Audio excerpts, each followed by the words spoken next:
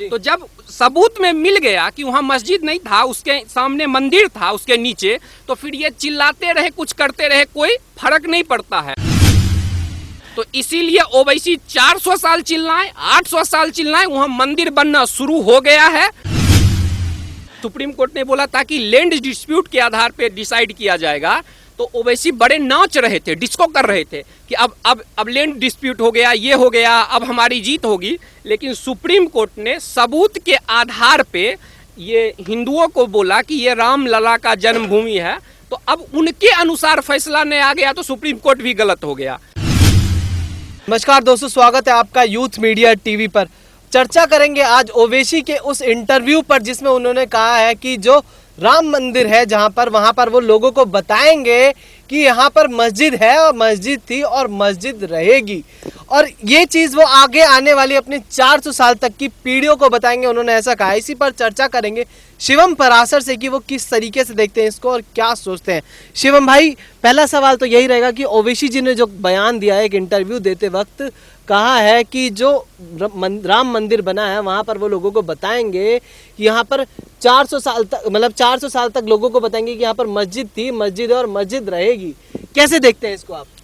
देखिए, वो कुछ नहीं है, वो जो है एक जिहादी हैं और उनकी मानसिकता जिहादी वाले हैं। अगर वो 400 तक पीढ़ी को बोल रहे हैं कि सुप्रीम कोर्ट का फैसला गलत है, वहाँ पे मस्जिद था, मस्जिद है और मस्जिद रहेगा, और चिल्ला चिल्ला के 400 साल पीढ़ियों को बताएंगे, तो क्या हम लोग बेवकूफ़ हैं? हमारे पूर्वज बेवकूफ़ हैं? वो 400 साल बताएंगे तो हम 1000 साल तक बताते रहेंगे कि पहले वहाँ मंदिर था, मंदिर है और मंदिर रहेगा। हमारे मंदिरों को जिहादियों ने, आक्रांताओं ने आके तोड़ा। पहले क्या था? सबूत मिला। उनके तरह झूठ नहीं बोल रहा हूँ, उनके तरह ये नहीं कि मैं बिना फैक्ट का बात कर रहा हूँ। हर हिंदू उनको जवाब देगा कि वहाँ पे जो है, मतलब हजारों हमारे राम लला वहाँ पे जन्म लिए। वो हमारे रामायण में, हमारे सारे जगह लिखा हुआ है। उसको मान लीजिए कि ये लोग, मतलब सोनिया गांधी जी जैसे विदेशी लोग बोल देते हैं कि वो काल्पनिक है, किताब को मैं नहीं मानूंगा। तो साइंस को तो मानना पड़ेगा, साइंटिफिक एविडेंस को मानना पड़ेगा। तो जब साइंटिफिक एविडेंस से उसको archaeological survey of India court के ऑर्डर पर जब खुदाई हुई तो उसमें मिला सबूत कि वहाँ पे गैर इस्लामिक स्ट्रक्चर था। तो जब सबूत में मिल गया कि वहाँ मस्जिद नहीं था, उसके सामने मंदिर था उसके नीचे, तो फिर ये चिल्लाते रहे, कुछ करते रहे, कोई फर्क नहीं पड़ता है। और ये हर हिंदू जो है वो भी बताएगा जब वहाँ मंदिर बनेगा। तो एक तो ये प्रूफ हो गया है कि किस तरह से हमारे मस्जिदों को तोड़ा गया। मतलब एक विदेशी आक्रांता आया जो हिंदुओं का कत्ल किया, हिंदू माताओं बहनों के इज्जत के साथ खिलवाड़ किया, भाइयों को कत्ल कर दिया जो इस्लाम कबूल नहीं किया, हमारे आराध्य देव राम भगवान का मंदिर तोड़ दिया और वहाँ तोड़ा उसी पे मस्जिद बना दिया। भगवान कृष्ण के मंदिर को तोड़ के मस्जिद बना दिया, सोमनाथ के मंदिर को तोड़ा, हमारे भोले बाबा के शिवलिंग को तोड़ के, मतलब सिर्फ धन नहीं लूटा, लोगों को मारा नहीं। उसकी मानसिकता देखिए, मूर्ति पूजा करने वालों के प्रति नफरत देखिए, गजनबी हो, बाबर हो, कि शिवलिंग के टुकड़ा को जामी मस्जिद में जाके मतलब उसके जो फर्श होता है, फर्श पे शिवलिंग का टुकड़ा लगा दिया ताकि उस पे लात डाल के शिवलिंग पे लोग मस्जिद जाए। तो ओवैसी हो या अबू आजमी हो या कोई भी ओसामा बिन लादेन हो, अब वो समय गुजर गया। अब जो है, अब हिंदुओं का समय आया, अब इंसानियत का समय आया, अब वो जिहादियों का समय चला गया है।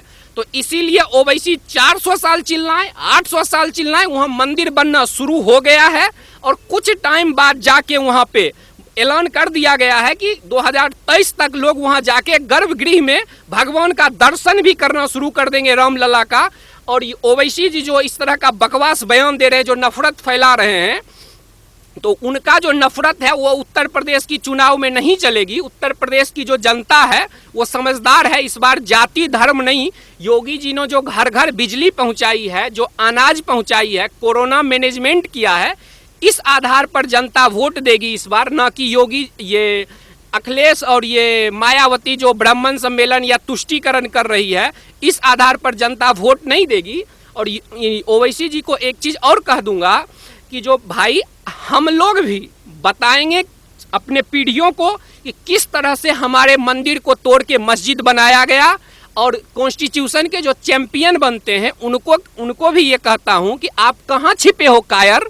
आप जो संविधान चिल्लाते हो, आज देखो सुप्रीम कोर्ट को ओवैसी गाली दे रहा है, सुप्रीम कोर्ट के डिसीजन को नहीं मान रहा है। ओवैसी भी तो पहले कहते थे कि जो सुप्रीम कोर्ट का फैसला आएगा हम वो मानेंगे। अब बयान बदलते गए जैसे जैसे फैसले आए।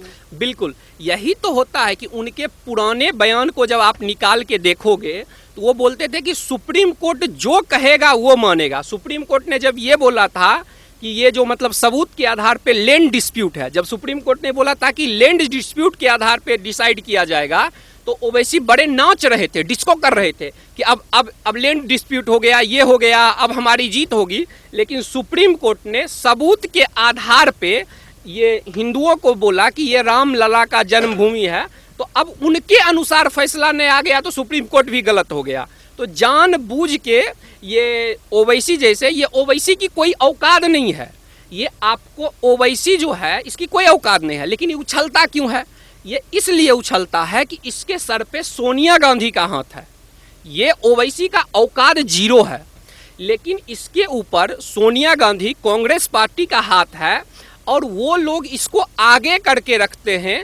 मतलब इसको बोल देता है बहुत लोग बीजेपी का बी टीम है। नहीं, बीजेपी से इन्होंने कभी गठबंधन नहीं किया, लेकिन सोनिया गांधी के साथ इन्होंने गठबंधन किया, तो प्रूफ है कि ये सोनिया गांधी के इशारे पे कर रहे हैं, क्योंकि सोनिया गांधी ने भी राम को काल्पनिक कहा था और ये भी जो है उसी आधार पे ये हमारे आराध्य देव का अपमान कर रहे हैं, जिसका उत्तर प्रदेश चुनाव में जनता जवाब देगी। जी सर, यूपी में चुनाव नज़दीक है, सब देख रहे हैं, अपने आप को बड़ा हिंदू बनाने की कोशिश कर रहे हैं। अखिलेश यादव भी आए हैं वहाँ पर उतर के कि मैं बड़ा हिंदू हूँ, तो आप कैसे देखते हैं? उन्हीं के जिसका जवाब देते हुए योगी आदित्यनाथ ने कहा है कि वो अपने अब्बा जान से जाके पूछे जिन्होंने कार सेवकों पे गोली चलवाई थी, तो इस पर क्या कहना चाहेंगे आप? देखिए, अखिलेश यादव बड़े हिंदू हैं, ये बात बोले, ये हम लोग की जीत है, ठीक है। वो अपने आप को हिंदू मान रहे हैं, ठीक है। पहले क्या होता था कि सब व्यक्ति जो है वो अपने आप को हिंदू, अधिकांश लोग नहीं कहता था, जो भी अपने आप को हिंदुत्ववादी कहता था उसे लोग अछूत मानते थे।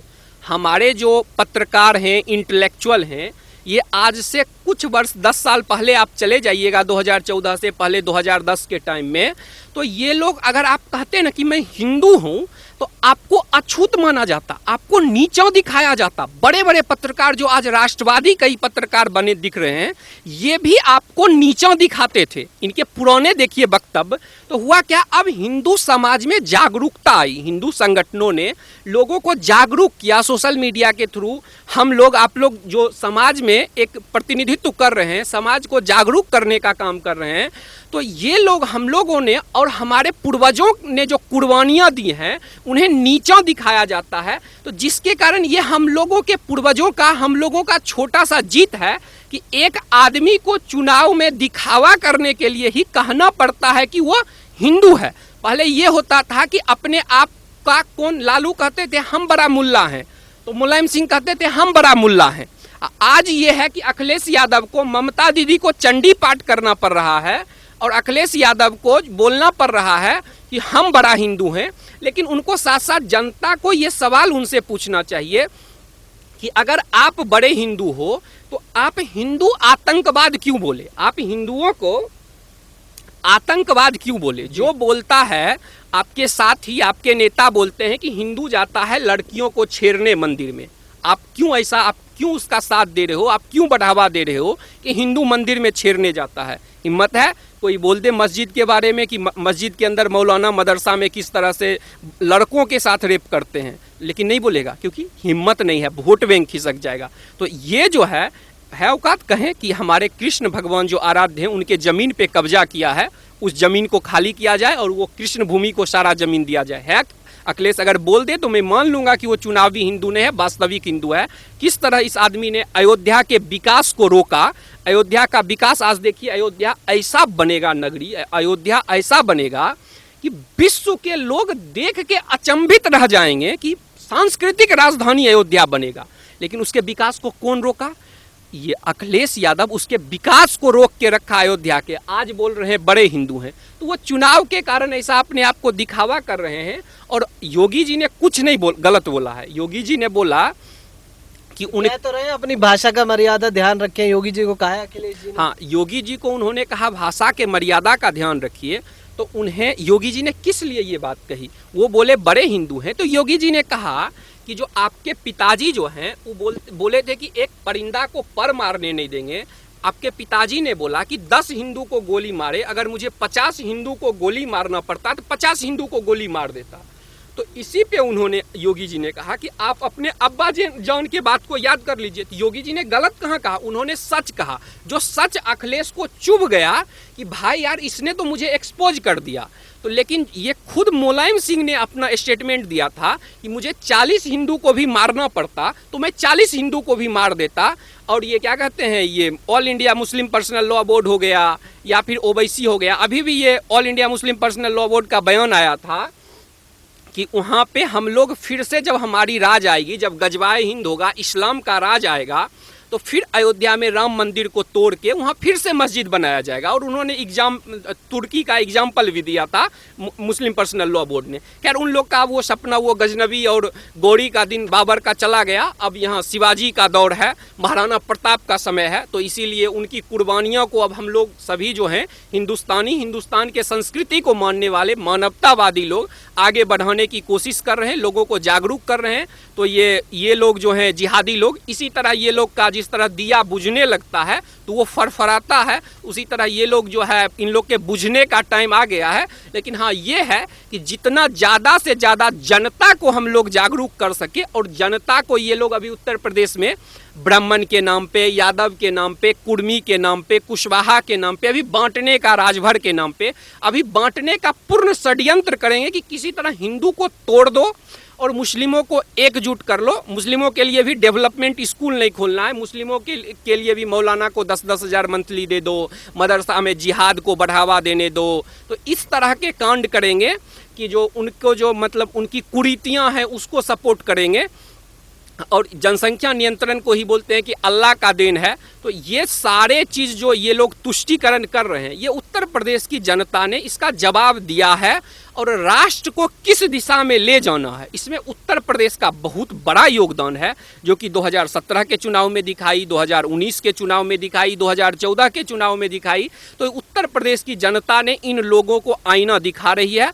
और अगर उत्तर प्रदेश की जनता आईना नहीं दिखाती है तो फिर इस देश को उल्टा दिशा में जाने से कोई नहीं रोक सकता। तो ये उत्तर प्रदेश की जनता के हाथों में है कि क्या वो राष्ट्र को प्रगति की ओर ले जाना चाहते हैं, उत्तर प्रदेश को उत्तम प्रदेश की ओर ले जाना चाहते हैं, या फिर जहां दिन दहाड़े पुलिस को गोली मार दिया जाता था, जहां क्रिमिनल खुलेआम घूमते थे, जहां मुख्तार अंसारी का राज था, जहां अतीक अहमद का राज था, एक समय वो भी था। एक समय ये भी है कि क्रिमिनल गला में तख्ती बांध रहे हैं कि भाई भाई मुझे छोड़ दो, मुझे इनकाउंटर मत करो, जेल में डाल दो, फल सब्जी का ठेला लगा रहे हैं, एक समय ये भी है। और ये जितने भी क्रिमिनल हैं उनके अंदर खौफ है। माताएं बहनें बोल रही है कि मैं उत्तर प्रदेश में सुरक्षित हूँ। Uttar Pradesh ease of doing business में भारत के टॉप 2 स्टेट में आ गया है। तो उत्तर प्रदेश की जनता को तय करना है कि जिस प्रदेश में अंधकार हो, जिस प्रदेश में बिजली ना हो, ऐसा प्रदेश बनाना है। जिस प्रदेश के रोड में गड्ढे हो, ऐसा प्रदेश बनाना है। या जिस प्रदेश में 24 घंटा बिजली हो, जहां रोड में गड्ढे का नामो निशान ना हो, ऐसा प्रदेश बनाना है। ये उत्तर प्रदेश की जनता को तय करना है। मुझे पूर्ण विश्वास है कि वो विकास के आधार पे और हिंदू संस्कृति के आधार पर ही वोट देंगे। जी, धन्यवाद सर।